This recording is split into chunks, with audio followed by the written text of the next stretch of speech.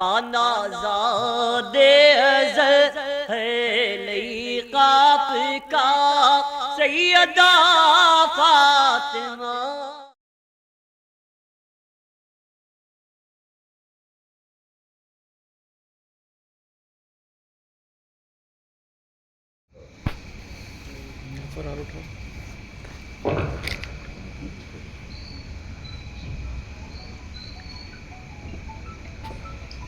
السلام علیکم ورحمۃ اللہ وبرکاتہ۔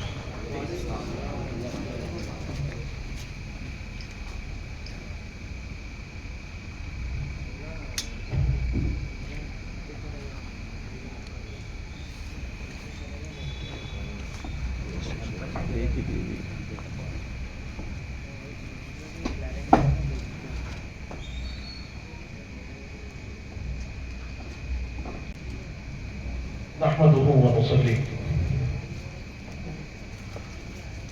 ونسلم على رسوله الكريم وعلى آله الطيبين الطاهرين وأصحابه الأكرمين أجمعين وعلى من تبعهم بإحسان إلى يوم الدين، أما بعد. وقال تعالى في شأن حبيبه الكريم: إن الله وملائكته يصلون على النبي يا أيها الذين آمنوا صلوا عليه وسلموا تسليما. اللهم صل على سيدنا محمد وعلى آل سيدنا مولانا محمد وبارك وسلم. اے ختم رسول، سید کل، سرور ذی شان، سلطانوں کے سلطان، تم قبلہ دل، کعبہ جان، مرکز عرفان اور حاصل ایمان. تم سامنے ہو اور میں ہوتا رہوں صدقے، مقصد یہ بر آئے. احسان کئی تم نے کیے، تم پہ میں قربان، ہاں یہ بھی ایک احسان. برادران عزیز،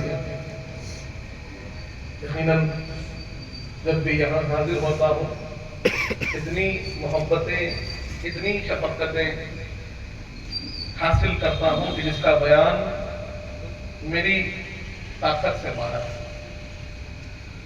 اور یقیناً یہاں تشریف فرما بزرگوں کی دعائیں بھی حاصل کرتا ہوں اور اس کا اثر الحمدللہ سال بھر محسوس بھی کرتا ہوں. برادران عزیز، ہم نے خطابات کو سنا ہے، سلسلہ جاری ہے. اللہ رب العزت قرآن مجید میں اپنے حبیب پاک کے عظمتوں کا ذکر فرماتا ہے، رفعتوں کا ذکر فرماتا ہے، فضیلتوں کا ذکر فرماتا ہے، اور یہ بے شمار ہے. کیونکہ ہم نے جانا کہ سورہ فاتحہ کی تفسیر اگر کر لی جائے، مولائے کائنات فرماتے ہیں کہ 7 اونٹ لاد دیے جائیں اتنی تفسیر ہوگی سورہ فاتحہ. تو سارے قرآن کی کیا تفسیر ہوگی؟ اور پھر یہ سینکڑوں آیات جن میں رب نے اپنے محبوب کا ذکر کیا ہے، کہیں پر والضحیٰ فرما کر چہرے انور کا ذکر فرما دیا، کہیں پر علم نشرح فرما کر سینے اقدس کا ذکر فرما دیا، کہیں پر وما رمیت فرما کر ہاتھ کا دست قدرت کا ذکر فرما دیا، کہیں فرما دیا ید اللہ فوق ایدیہم، اور اس ہاتھ کی اہمیت اور عظمت کو بتا دیا.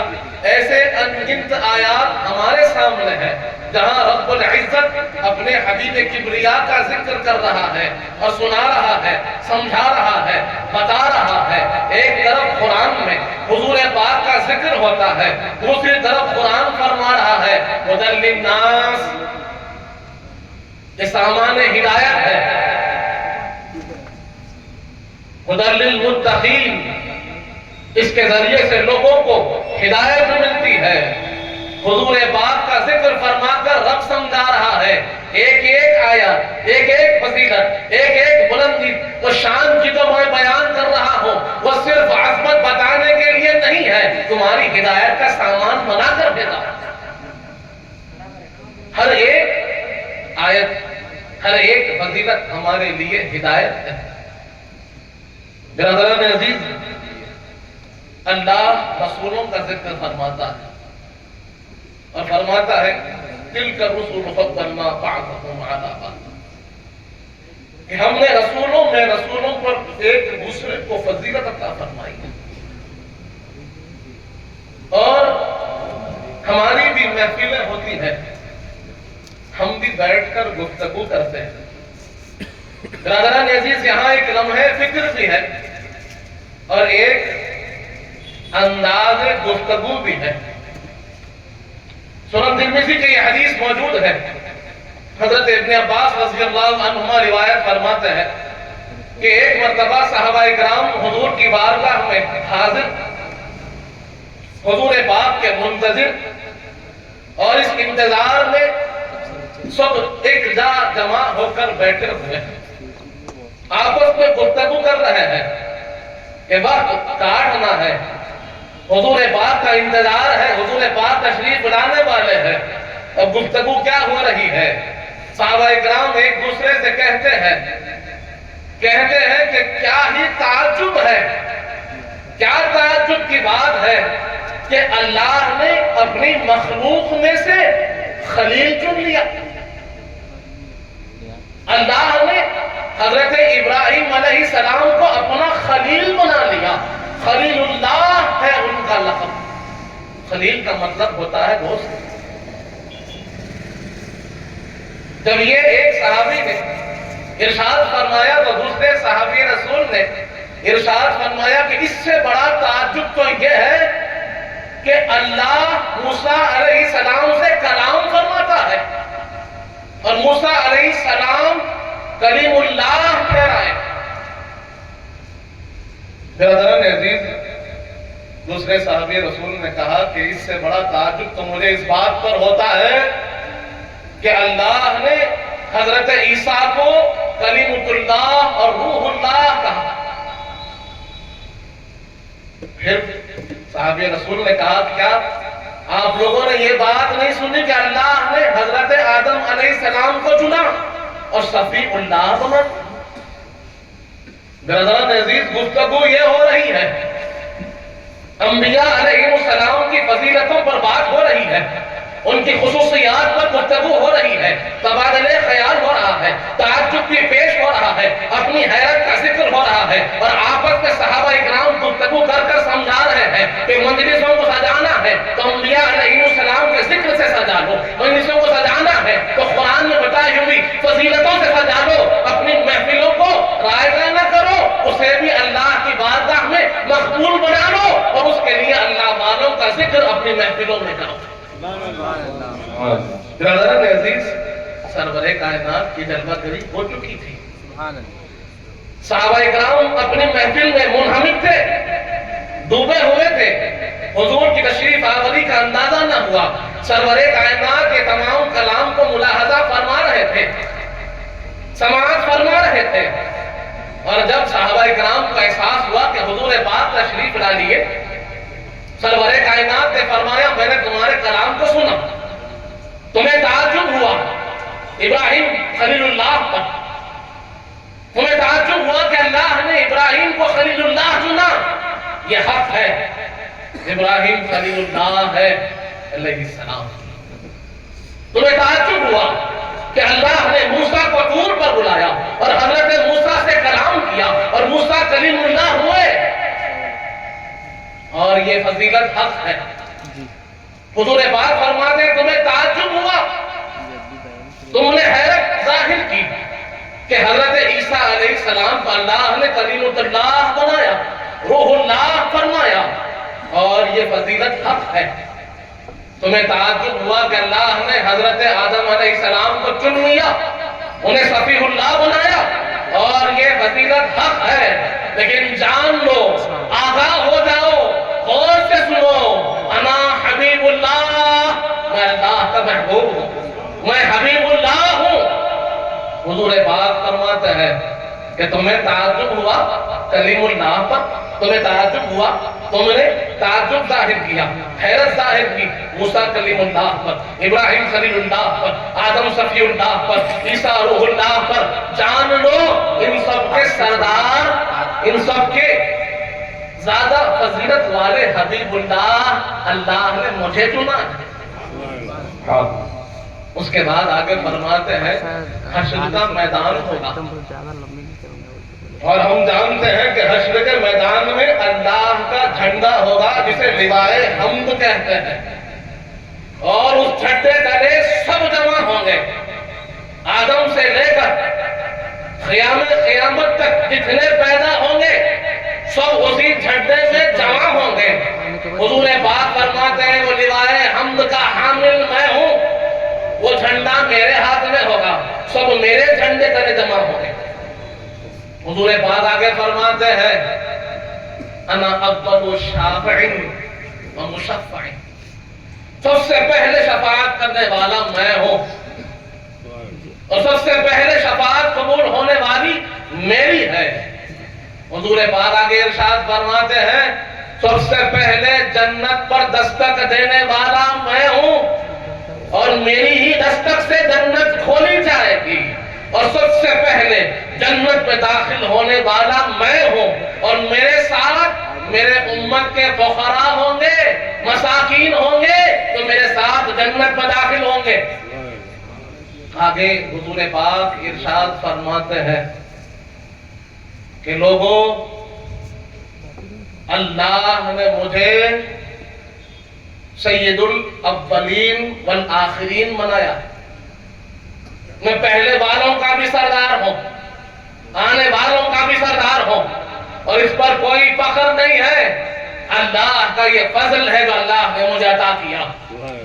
برادران عزیز، یہاں اس حدیث پاک میں اگر ہم غور کریں، سرور کائنات نے اپنی خصوصیات کا بیان فرمایا کہ جہاں صحابہ اکرام انبیاء علیہ السلام کی خصوصیات کو سماعت کر کر اسے یاد کر کر تعجب میں پڑھ رہے تھے، حضور پاک نے سمجھا دیا کہ میری عظمت کو پہچانو، میری عظمت کو جانو، اور تمہیں جو نسبت حاصل ہوئی ہے اس نسبت کی اہمیت کو سمجھو کہ جن انبیاء کا تم ذکر کر رہے ہو وہ میرے جھنڈے تلے ہوں گے اور میرے امتی بننے کی خواہش رکھتے ہیں۔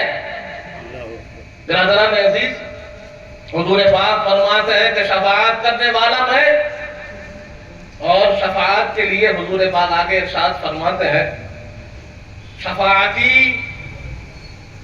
لِأَهْلِ كَبَائِرِ مِنْ أُمَّةِ، کہ میری شفاعت کے حقدار میری امت کے گناہگار ہیں۔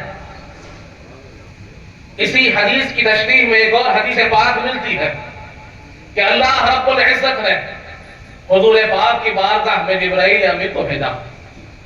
جبرائیل امین حضور کی بارگاہ میں حاضر ہوئے، حاضر ہو کر عرض کیا یا رسول اللہ، اللہ آپ پر سلام بھیجتا ہے، اور اللہ فرماتا ہے کہ اللہ آپ کو یہ اختیار دیتا ہے کہ آپ کی آدھی امت بغیر حساب و کتاب چلی جائے، بغیر حساب و کتاب آدھی امت جنت میں داخل کر دی جائے گی۔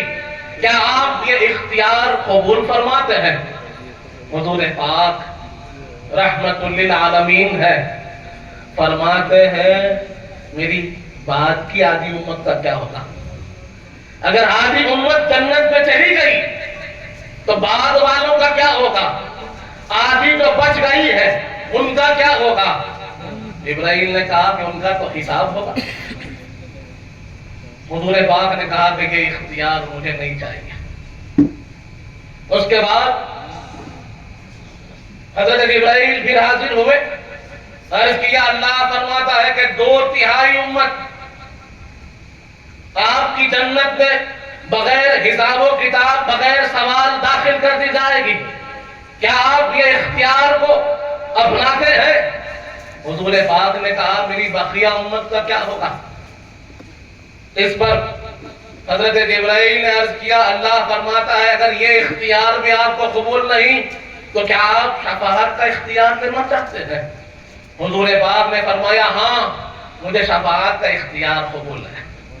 میں شفاعت کروں گا اور میری سفارش، میری شفاعت رب کی بارگاہ میں اس وقت تک ہوتی رہے گی۔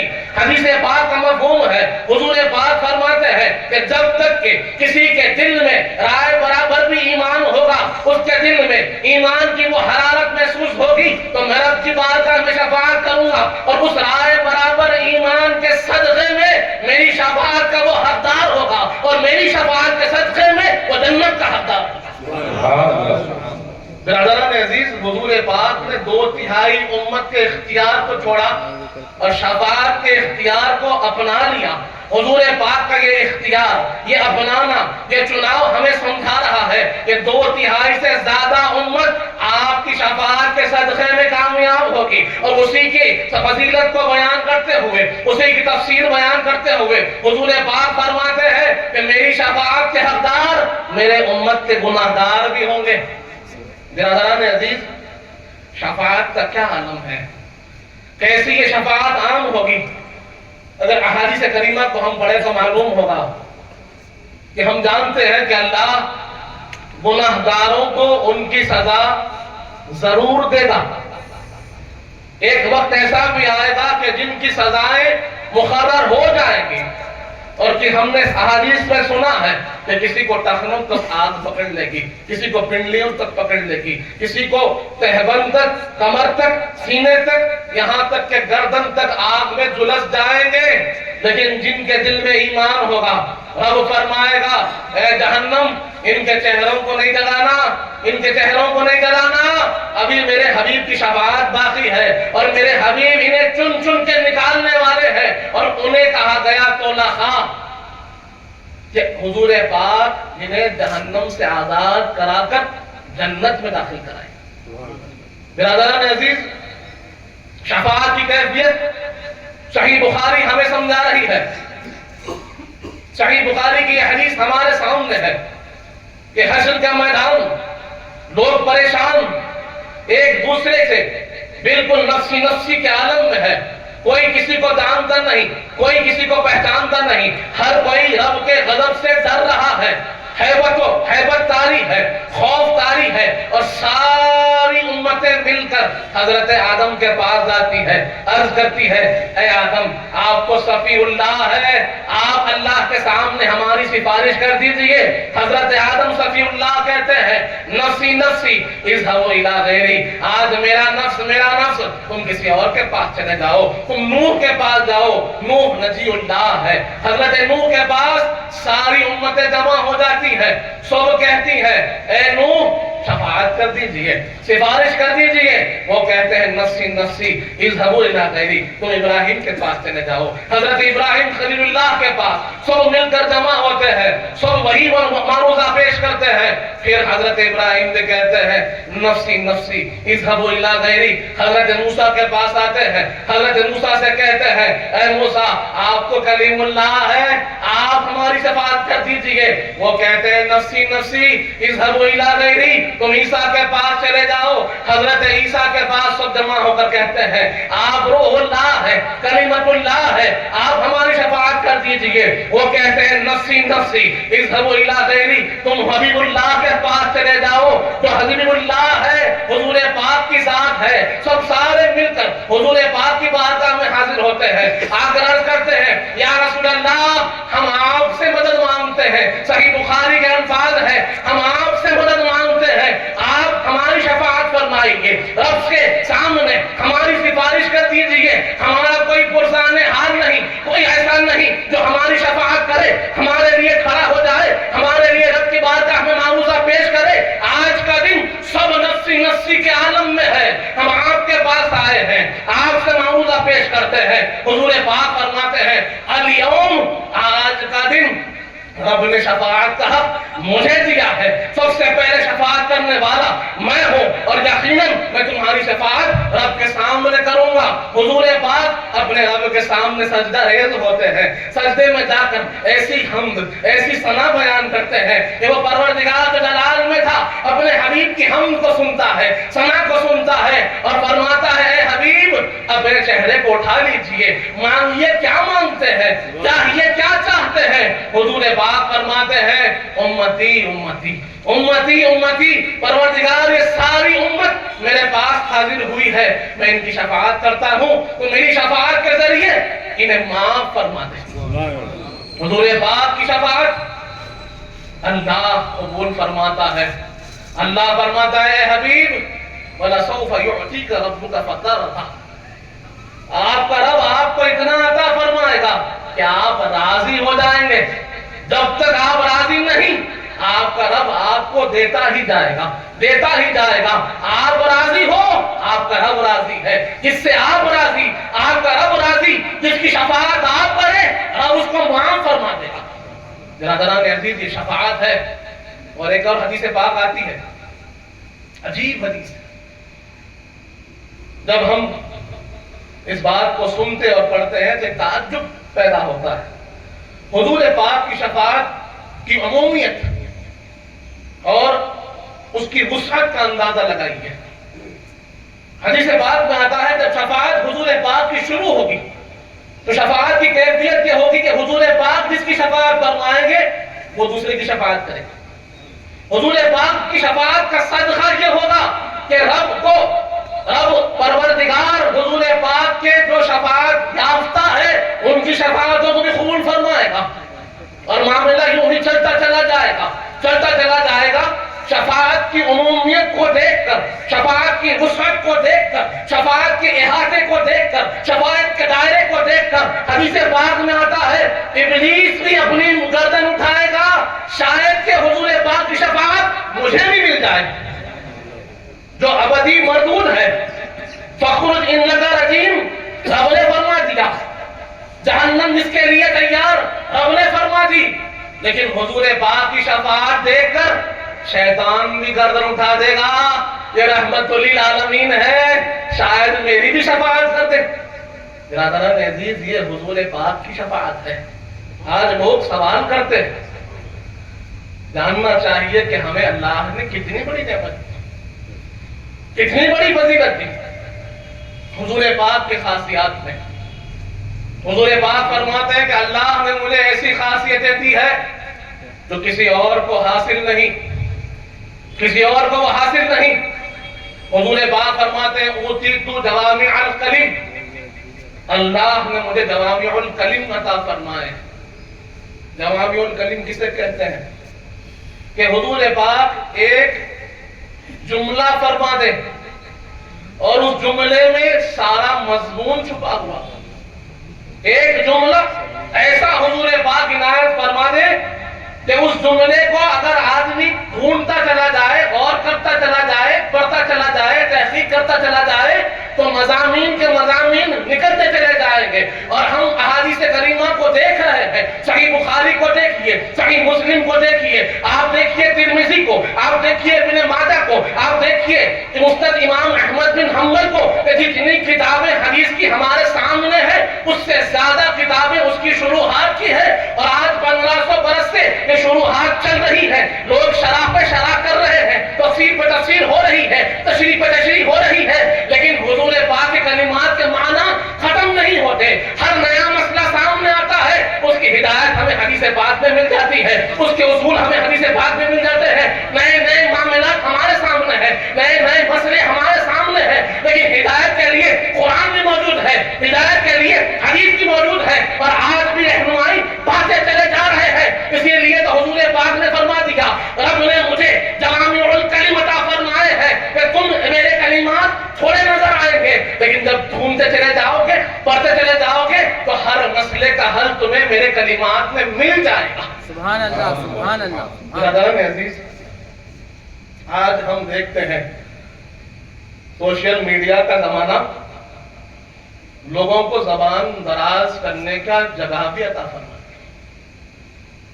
یہ سوشل میڈیا کہ جہاں ہر کس و ناکس اپنی زبانوں کو دراز کرتا ہوا نظر آ رہا ہے, کسی نہ کسی بہانے سے یہ کوشش کر رہے ہیں کہ حضور پاک کی شان میں کوئی لب گشائی ہو. بات قرآن کی چل رہی ہے اور کلام حضور پاک کے علم پہ کرتا ہے. برادران عزیز, اگر وسعت علم رسول کو دیکھنا ہے تو سنن ترمذی پڑھیے، جہاں لوگ آج لفظ امی پہ بحث کر رہے ہیں اور علم کی اتنی کوتاہی ہو گئی ہے کہ لفظ کی حقیقت کو سمجھ نہیں پا رہے ہیں، آنکھوں پہ ایسے غفلت کے پردے ہیں کہ سمجھ نہیں پا رہے ہیں کہ اس لفظ کی حقیقت کیا ہے، اس کے اندر کیا خوبی ہے، اور سمجھتے ہیں کہ اس سے شاید کوئی خامی نکل آئے، یہ ممکن ہی نہیں، کیونکہ جس ذکر کو رب نے بلند کر دیا ہے تم لاکھ کوشش کرو اس سے کوئی تنقیص ہو ہی نہیں سکتی۔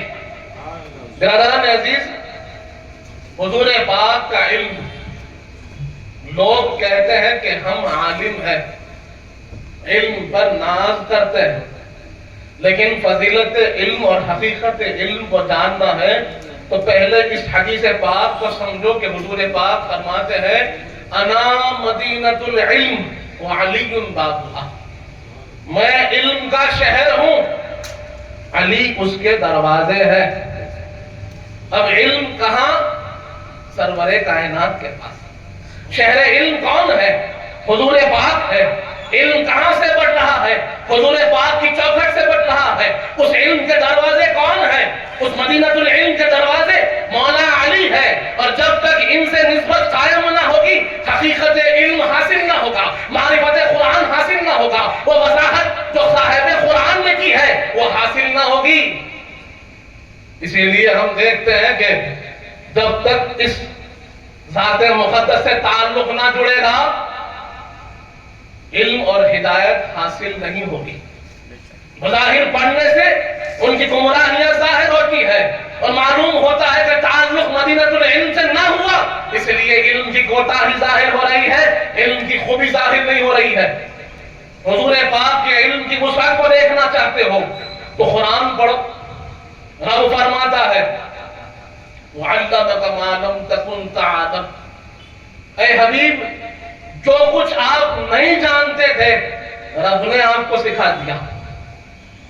اللہ فرماتا ہے کہ ہر وہ چیز، الرحمن علم القرآن، رب فرماتا ہے ہم نے حبیب آپ کو ہر وہ چیز سکھا دی ہے جو آپ نہیں جانتے تھے۔ اب ان کے دعوے نظر آ رہے ہیں، ان کے کلام نظر آ رہے ہیں، کہیں نہ کہیں یہ اپنی زبان دراز کرتے ہوئے کہہ رہے ہیں کہ یہ چیز نہیں جانتے تھے، یہ چیز نہیں جانتے تھے، یہ چیز نہیں جانتے تھے، یہ چیز نہیں جانتے تھے، اور بتانا چاہتے ہیں کہ کچھ ایسی اشیاء ہے جو حضور پاک نہیں جانتے تھے۔ اگر تمہارے اس اعتراض مفروضہ کو قبول بھی کر لیا جائے، تمہارے اس اعتراض کو قبول کر لیا جائے تو رب فرماتا ہے جو میرے حبیب نہیں جانتے تھے میں نے انہیں سکھا دیا۔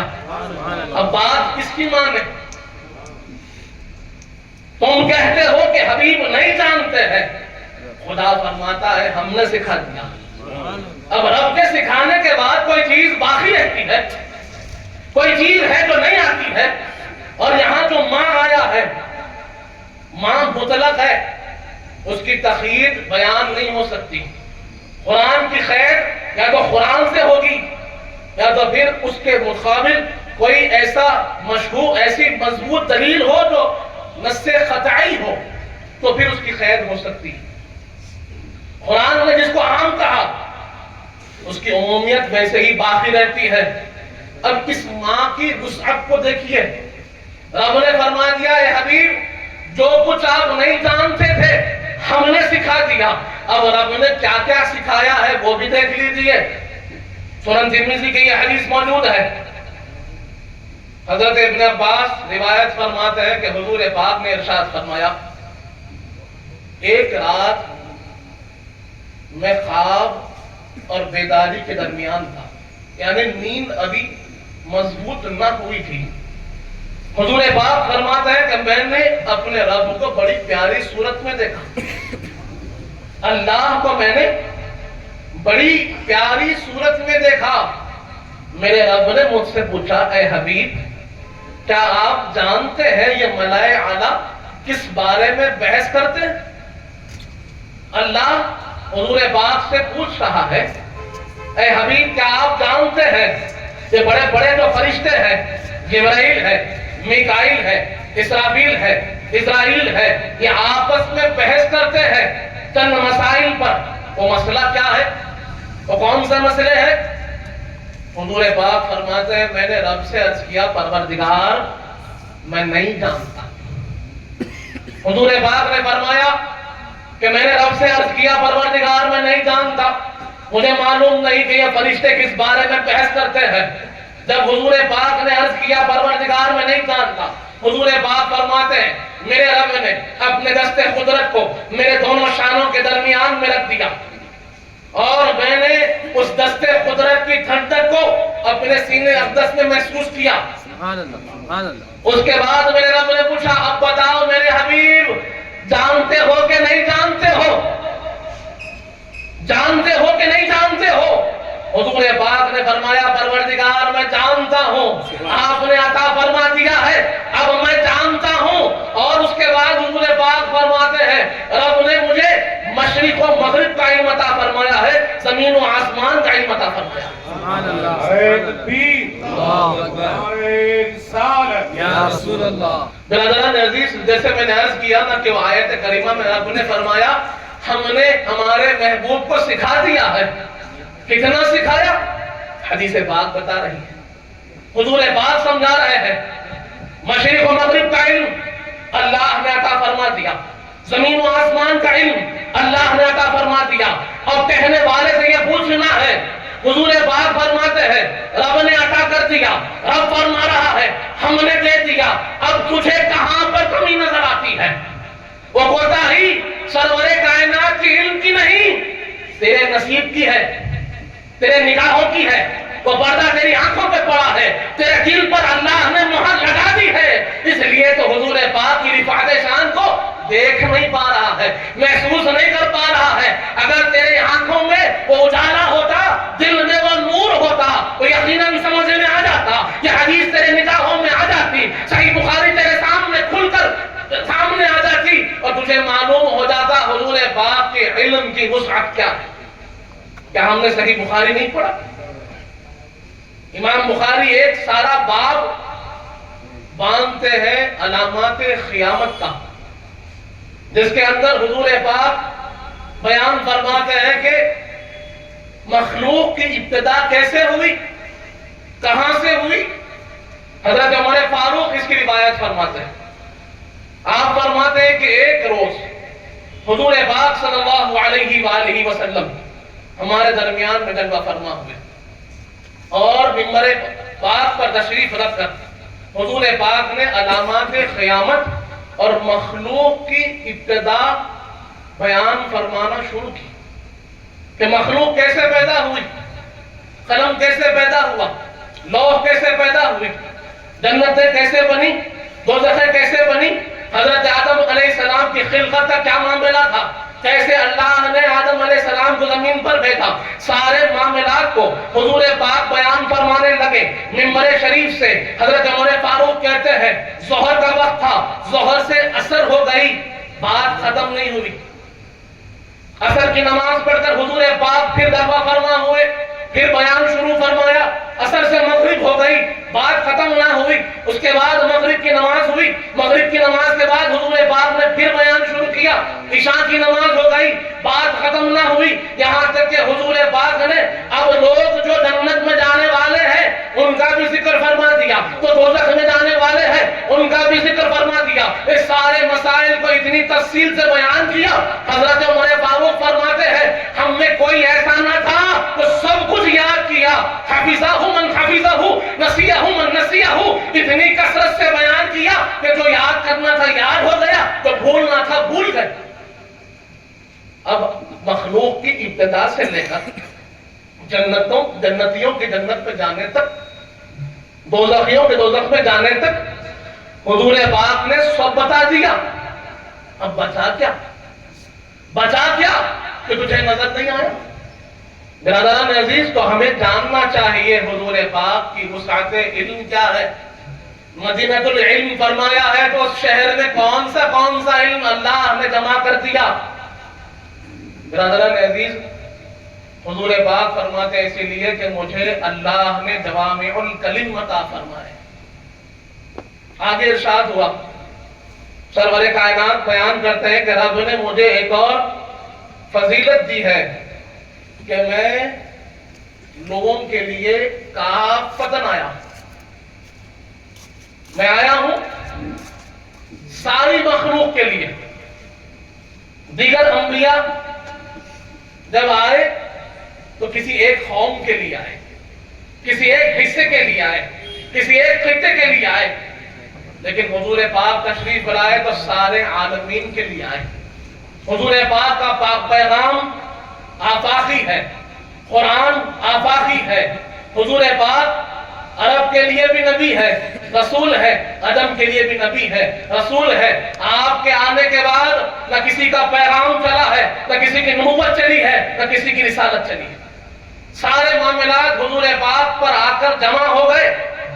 سرور کائنات فرماتے ہیں کہ رب نے مجھے سب کے لیے بھیجا ہے، میں سب کا ہوں، سب میرے ہیں، میں سب کا ہوں اور ہر فرد اس امت کا میرا ہے۔ جس نے قبول کر لیا امت اجابت ہو گئے، جس نے قبول نہ کیا امت دعوت ہو گئے، اور لیکن انہیں حضور پاک کا امتی ہی کہلایا جائے گا، وہ کسی اور کی طرف نہیں جائیں گے۔ ان کے لیے پیغام بھی حضور پاک کا ہوگا، احکام بھی حضور پاک کے ہوں گے، ماننا بھی حضور پاک کو ہوگا۔ اگر حضور پاک کو چھوڑ کر کسی اور کو مانیں گے تو پھر وہ گمراہ کہلائیں گے، بھٹکے ہوئے کہلائیں گے، ایمان سے دور کہلائیں گے۔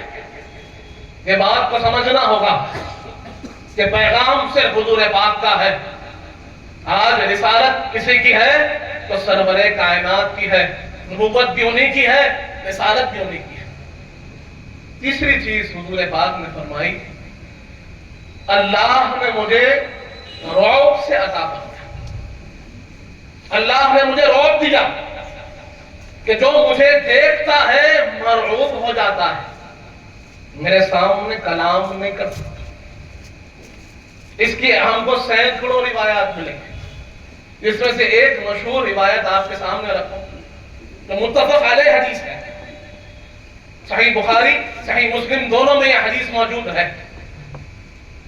حدیث پاک میں آتا ہے کہ حضور پاک صلی اللہ علیہ وآلہ وسلم سفر پر تھے اور ایک درخت کے پاس اپنی تلوار درخت پر لٹکا کر آرام فرما رہے تھے۔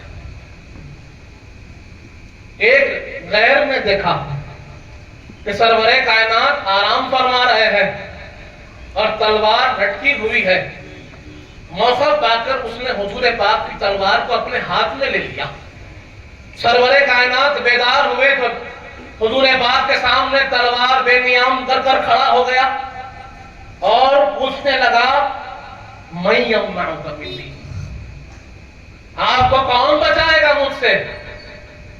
حضور پاک سے پوچھ رہا ہے، آپ کو کون بچائے گا؟ سرور کائنات نے فرمایا، اللہ۔ یہ فرمانا تھا کہ اس پر ایک لرزہ طاری ہو گیا، کانپنے لگا، کانپتے کانپتے تلوار ہاتھ سے چھوٹ گئی۔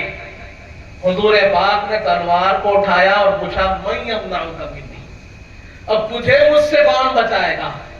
بتا کون بچائے گا؟ وہ گھٹنوں پر آ گیا، کہنے لگا، آپ سے بہتر میں نے کسی کو دیکھا نہیں، آپ مجھے معاف کر دیجئے، زندگی بھر آپ کا احسان کرے رہوں گا۔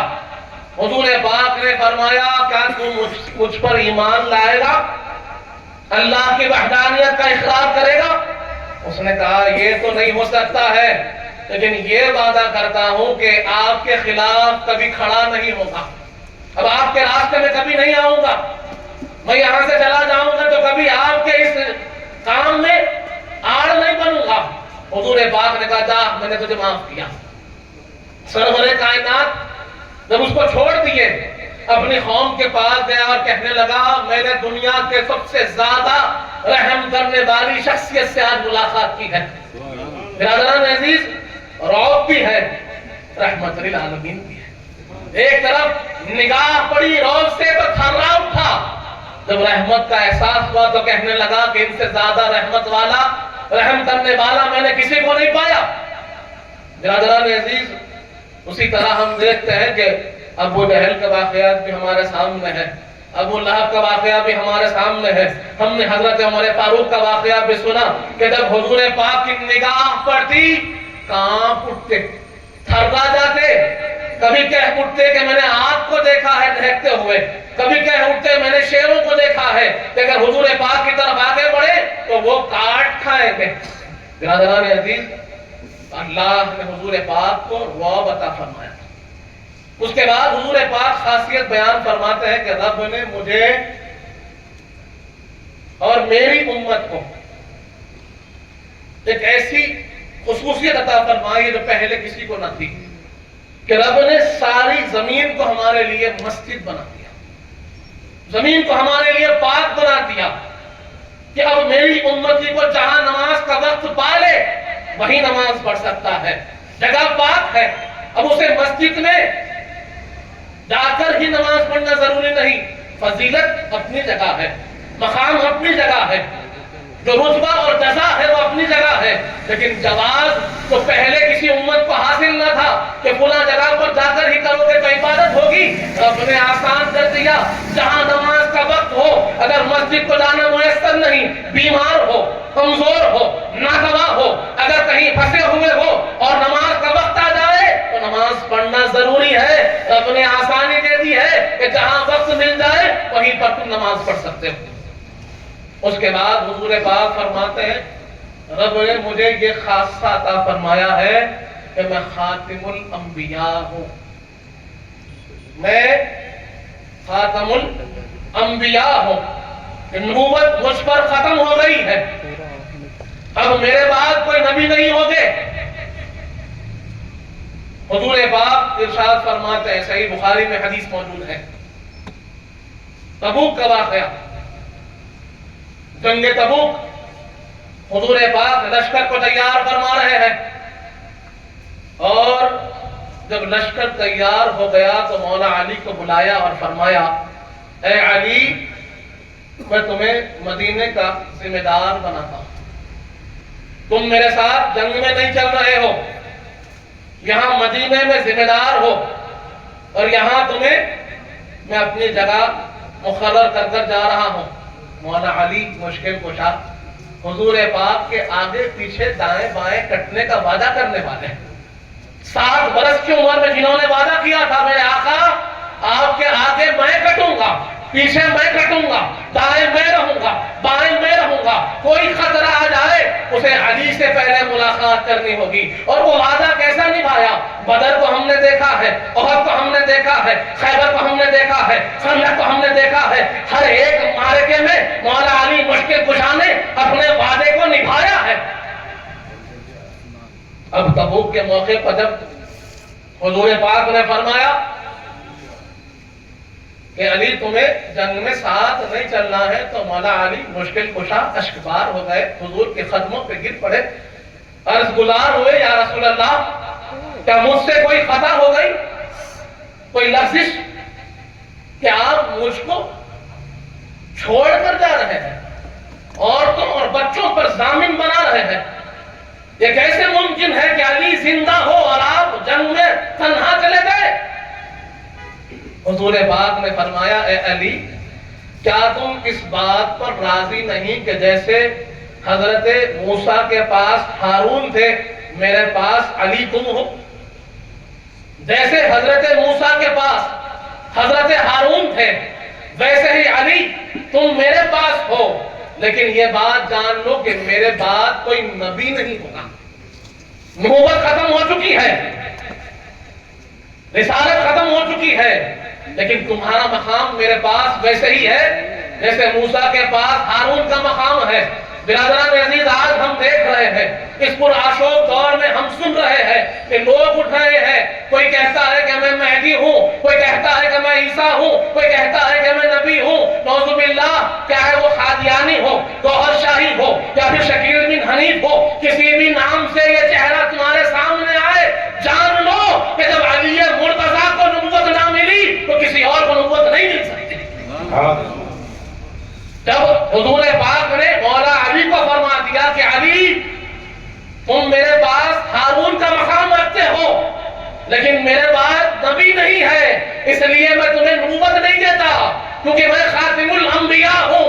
اب کوئی اٹھ کر یہ کہتا ہے تو جان لے، اسے بتا دے کہ تو گمراہ ہے، تو ایمان سے باہر نکل چکا ہے، کیونکہ خاتم الانبیاء حضور پاک کے ساتھ ہے، رسالت ختم ہو گئی، حضور پاک کے ساتھ ہے۔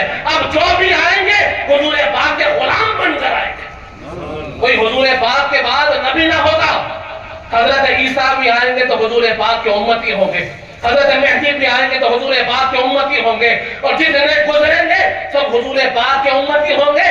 اب نبی ہوں گے تو ایک ہوں گے، رسول ہوں گے تو ایک ہوں گے، پیغام ہوگا تو ایک ہوگا، قرآن ہوگا تو ایک ہوگا۔ اس کے علاوہ اور کوئی قرآن، کوئی پیغام، کوئی نبی، کوئی رسول نہیں چلے گا۔ یہ بات کو سمجھانا ہوگا۔ معصوم لوگوں کو بھٹکایا جا رہا،